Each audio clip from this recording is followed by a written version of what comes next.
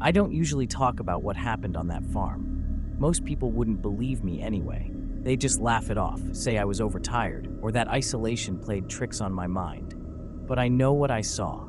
I know what I heard. And I know that something was alive out there, something that should never have existed. It started when I was desperate for work. The job was simple: seasonal help on a farm in the middle of nowhere. The ad promised good pay, a place to stay, and meals included. It sounded like a deal too good to pass up. When I arrived, I realized immediately how cut off it was from the world. The dirt road stretched on for miles, no cell service, no other houses in sight. Just a barn, an old farmhouse, endless fields, and a scarecrow standing tall against the moonlight. The family who owned the place barely spoke. An older man with hollow eyes, his wife who smiled but never showed her teeth, and a teenage daughter who almost never left the porch. They gave me quick instructions: what to feed the animals, when to check the fences, but there was one rule that stood out.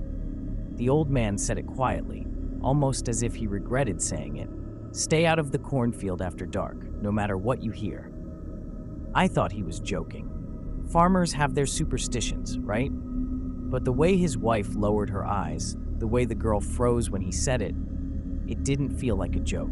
That first night, I couldn't sleep. The house was old. Every board creaked. Every gust of wind rattled the windows. Around midnight, I swore I heard footsteps outside. Not heavy, but dragging. Slow. I peeked through the dusty glass, and that's when I saw it. The Scarecrow. Only, it wasn't standing where it had been earlier that day. It was closer to the barn now, its head tilted just enough to make me feel like it was watching the house.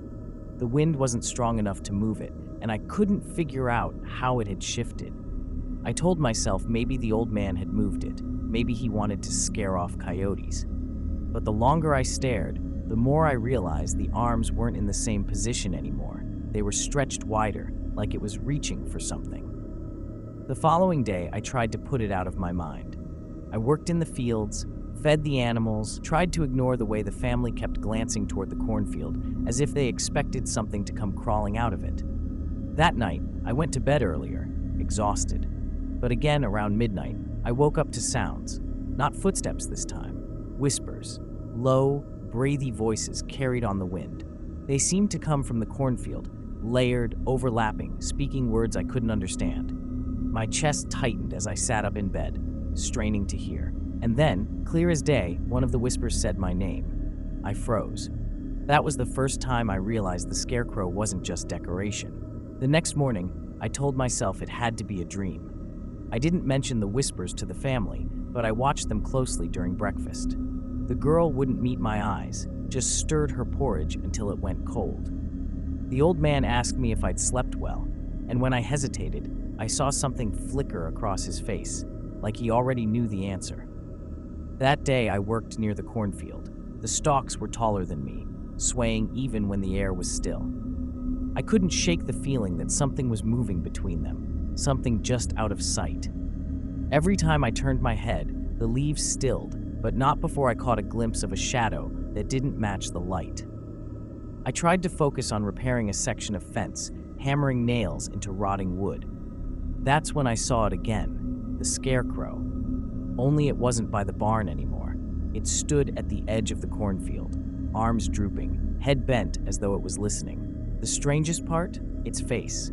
The burlap sack that had been stitched tight the day before now looked stretched. The seams pulled wider, like something inside was pressing against it, straining to get out. By sunset, the air grew thick, heavy. The family locked the doors early. The old man handed me an oil lantern and muttered, "Don't go near the window, and if you hear it call your name, ignore it." That night, the whispers came sooner. I tried covering my ears with a pillow, but the sound pressed through, crawling into my head. The voices weren't just calling my name anymore, they were laughing. A low, guttural sound, like dozens of throats struggling to form a single laugh. I don't know why I did it. Curiosity? Stupidity? I lit the lantern and went to the window. The Scarecrow stood in the yard now, not in the field, not by the barn. The yard. Its head slowly tilted upward, as though it sensed me watching. And then, I swear to God, I saw the burlap twitch. The mouth opened just enough to reveal teeth. Not carved, not painted. real, yellowed teeth glistening under the moonlight. I stumbled back, knocking the lantern over. The flame nearly caught the rug, but I stomped it out, trembling. My chest heaved with each breath, heart hammering like it would explode. That's when I heard the door creak. Not the front door, the back. Footsteps shuffled inside the house. Slow, dragging, uneven. I grabbed the lantern and crept into the hallway, sweat dripping down my neck. The floorboards groaned under each step I took. When I reached the kitchen, I froze. The back door was wide open, swinging in the wind. Dirt tracked across the floor, but it wasn't shaped like boots.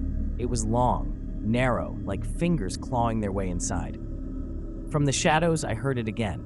My name whispered in that guttural chorus. And then, soft and clear, a child's voice added, "Don't let them take you." I froze in the kitchen, staring at those unnatural tracks smearing the wooden floor. My pulse throbbed in my ears, louder than the creak of the swinging door. The whispering had stopped, replaced by a silence so heavy it pressed against my chest. I felt like prey that had just been spotted. I wanted to run. Every part of me screamed to sprint back to my room, barricade the door, and wait until sunrise. But something stronger pulled me forward. Maybe it was the voice of that child warning me. Maybe it was the terror of knowing if I turned my back, whatever was inside would be behind me. Lantern trembling in my hand, I stepped into the barnyard. The moon cast everything in pale silver light, and for a moment, it looked almost peaceful. Then I noticed the Scarecrow. It was no longer standing. It was crouched at the far end of the yard, limbs bent in impossible angles, burlap face tilted up at me. Its glowing eyes pulsed like dying embers. When it moved, it wasn't like a man. It scuttled, jerky, too fast, like a spider learning how to crawl in human skin. I stumbled backward, dropping the lantern. Glass shattered, flame licking across the dirt before sputtering out. The sudden darkness made the night feel alive, every shadow vibrating with menace. That's when the barn door slammed open. The old man stood there, shotgun in hand, face pale and drenched in sweat. "Get inside," he barked. But before I could obey, the Scarecrow let out a sound I'll never forget, a shriek, wet and hollow, like air escaping a corpse's lungs. The old man fired. The blast echoed across the fields, but the thing didn't fall. It jerked backward, burlap shredding open, and something writhed beneath the fabric. Something pale. Something human. I saw a hand push out from inside the Scarecrow's chest. A child's hand. Tiny fingers clawing through the stitches, reaching for the air like they'd been trapped for years. I staggered closer without meaning to, horror locking my legs in place. The thing's face split down the middle, sack tearing, and from within, dozens of eyes blinked at me. Some wide and terrified, some blank and lifeless. Children's eyes. The old man grabbed me, yanking me inside the barn. He slammed the door, bolted it, and pressed his back against the wood, gasping. "I told you not to look," he whispered, shaking. But it was too late. The whispers returned, louder now, echoing through the barn walls, circling us. "Join us! Join us! Join us!" I covered my ears, but the voices burrowed inside. The girl was there too, standing in the shadows of the hayloft, her face pale, eyes wide. "It wants you," she said softly. "It always wants someone new." The barn shuddered as something heavy slammed against the door. Then again, the wood cracked, the bolts groaned. With each impact, straw fell from the rafters, the whispers rising into manic laughter. I screamed at the old man. "What is it?" His voice broke as he answered. "It's the harvest." The door finally splintered. The Scarecrow dragged itself inside, taller than before, its body bulging with writhing shapes beneath the sack. Dozens of small hands pressed against the fabric from the inside, desperate to get out. The lantern light flickered one last time, and I realized those whispers weren't coming from the Scarecrow at all.